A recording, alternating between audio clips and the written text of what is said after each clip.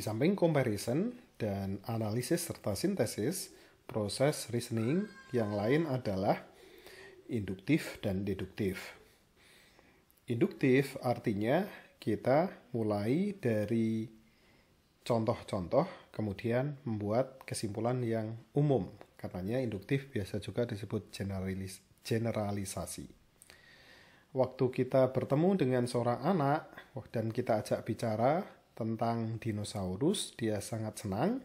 Kemudian ketemu dengan anak yang lain, kemudian bicara tentang dinosaurus, dia juga sangat antusias. Ketemu lagi anak yang lain lagi, dia juga sama senangnya. Melihat anak yang lain lagi pakai baju tentang dinosaurus, yang lain lagi main game dinosaurus. Kemudian kita menyimpulkan, oh ternyata anak-anak suka dinosaurus. Itu adalah induktif atau generalization. Dari fakta-fakta yang sifatnya individual, kemudian kita mengeneralisasikan. Kita melihat ada sebuah benda, bagian atasnya hijau, bagian bawahnya kayu yang keras. Bentuknya memang agak bulat-bulat. Seperti yang ada di samping sebelah kiri ini. Yang lainnya kita akan menemukan yang sedikit berbeda bentuknya, tapi masih hijau dan keras. Kemudian temukan yang ini dan seterusnya. Dari berbagai macam individu atau jenis yang sedikit berbeda ini, kita mengeneralisasi, oh inilah jenis-jenis pohon yang mempunyai kesamaan. Itulah induksi. Proses deduksi adalah kebalikannya. Saat di dalam pikiran kita, saat dalam pengetahuan kita udah yakin bahwa anak-anak itu senang dengan dinosaurus, maka suatu saat Anda ketemu dengan anak yang lain lagi, seorang anak yang baru, kemudian Anda sudah bisa menebak, nanti tebaknya bisa benar bisa salah, bahwa ini anak pasti juga senang dinosaurus. Ini contoh dari deduktif. Kita sudah punya pengetahuan umum, kemudian menggunakan pengetahuan umum tersebut untuk memprediksi atau menjelaskan fenomena yang khusus anak yang baru. Tentunya nanti bisa terjadi kesalahan di sana. Tapi inilah yang disebut deduktif. Tentunya proses deduktif-induktif itu biasanya berpasangan. Di dalam dunia keilmuan ilmiah, biasanya dua hal ini memang menjadi satu kesatuan. Saat kita mulai penelitian, dimulai dari fakta-fakta, kemudian dari fakta-fakta tersebut terkumpullah pengetahuan, pemahaman baru, kita akan cukup berani menunjukkan atau mengklaim bahwa ini loh aturan umum dari atau rules yang muncul akibat dari observasi individual tadi. Itu adalah proses induktif, membuat teori. Kemudian di satu saat yang lain, dengan teori yang sudah ada, misalnya teori leadership, Anda kemudian mencoba memprediksi atau menjelaskan perilaku seorang pemimpin, misalnya Presiden Donald Trump. Spesifik. Itu namanya deduktif. Menggunakan sesuatu yang sifatnya umum untuk menjelaskan atau memprediksi fenomena yang sifatnya khusus. Induktif, deduktif. Berikut ada beberapa contoh pertanyaan ya yang biasanya membutuhkan kemampuan penalaran untuk menjawabnya. Silahkan kalau kalian mau nyoba yang kiri atas ini apa jawabannya. Oke. Kemudian yang bagian sebelahnya juga apa. Bagian yang nomor 2 ini sedikit lebih susah dari yang pertama. Kenapa? Karena ada informasi yang ditutupi. Sengaja. Dan karena ada informasi yang ditutupi, maka pengenalan polanya tidak akan lengkap. Sehingga proses entah deduksi-induksinya atau komparasinya juga menjadi lebih menantang. Coba silahkan Anda tebak kira-kira jawabannya apa. Kemudian yang nomor 3 ini juga cukup menantang. Silahkan kalau Anda punya jawaban nanti bisa didiskusikan di learning management system kita ya. Kira-kira jawabannya apa? Ini anjing, manusia, dan seterusnya, atau Anda boleh membacanya ke sini, ke kanan, ke samping, menyilang, atau apapun, yang penting bisa memberikan jawaban yang akurat. Setelah mempelajari beberapa konsep dan proses penalaran, salah satu yang penting buat kita saat kita bicara segitiga ergonomika adalah limitasi atau kesalahan dalam penalaran. Di era media sosial ini Anda bisa temukan banyak sekali logical fallacy atau sesat logika yang bisa Anda lihat di luar sana.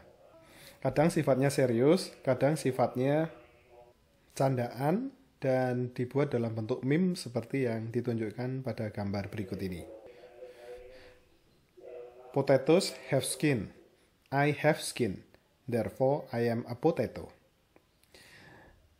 Terjadi sesat logika, terjadi kesalahan penyimpulan.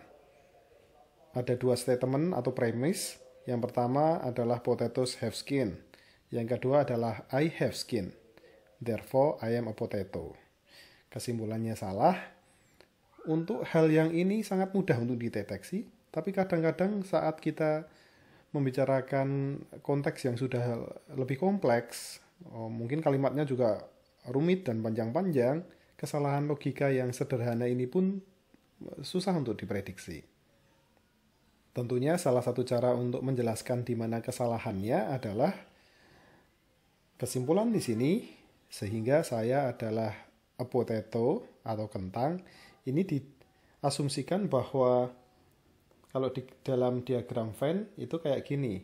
Kentang punya kulit, saya punya kulit, sehingga saya sama dengan kentang. Kesalahannya kan di sini.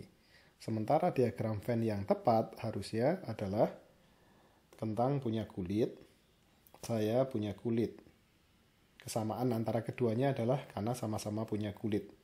Tapi nggak berarti saya sama dengan kentang.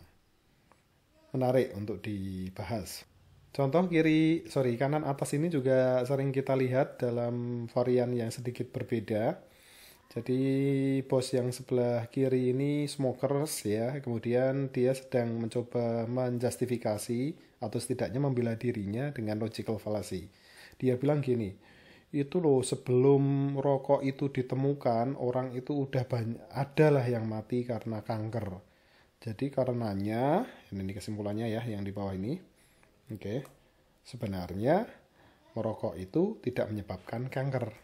Nah, kalau Anda menemukan logical fallacy kayak gini, gimana caranya untuk menjelaskan di mana letak kesesatan logikanya?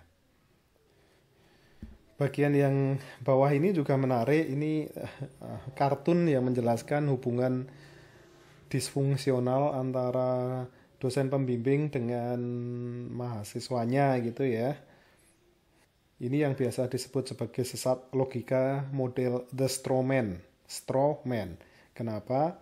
Karena kita dalam mengcounter argumen orang lain yang sebenarnya justifiable, itu caranya adalah dengan melintir argumen orang tersebut supaya lebih mudah untuk di-counter. Itu namanya straw man argument.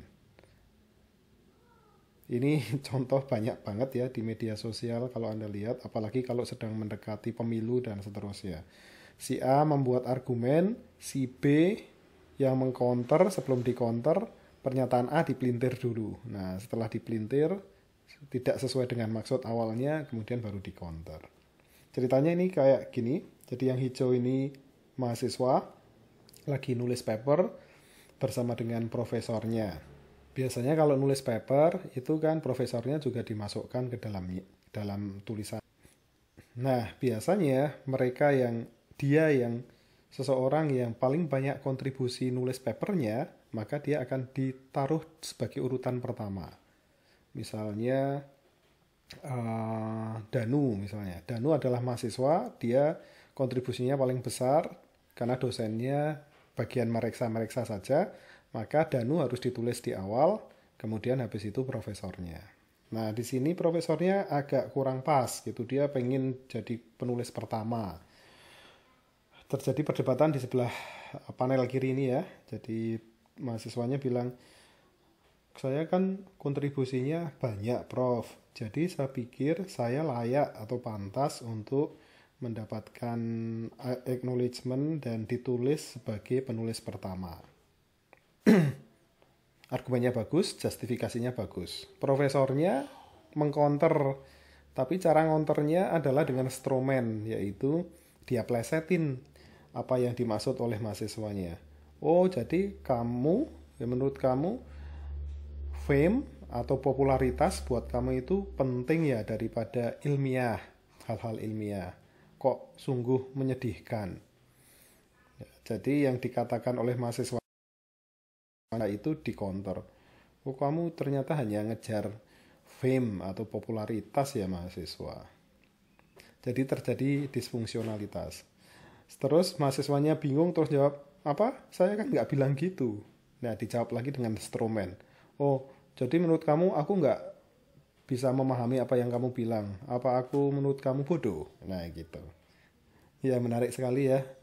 Berdoa saja mudah-mudahan Anda tidak bertemu dengan dosen yang seperti itu. Oke, atau tidak bertemu dengan teman yang suka juga memelintir seperti itu atau yang lainnya.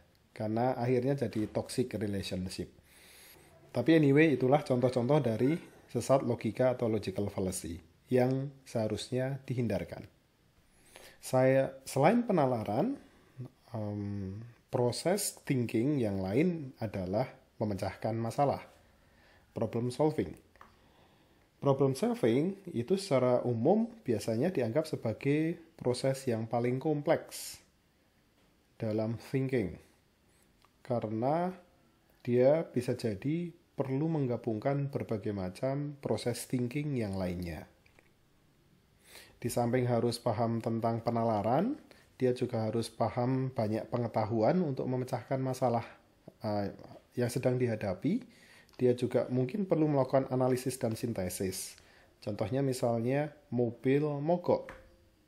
Ini sebuah masalah yang butuh solusi. Sehingga perlu tahapan kognitif yang disebut problem solving. Apa yang akan dilakukan?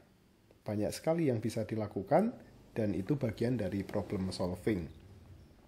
Anda bisa jadi perlu merecall memori pengalaman Anda, pengetahuan Anda tentang hal ihwal mobil mogok dan penanganannya. Kemudian Anda mungkin perlu membreakdown. Oke, mobil mogok pertama bisa jadi disebabkan oleh kehabisan bahan bakar.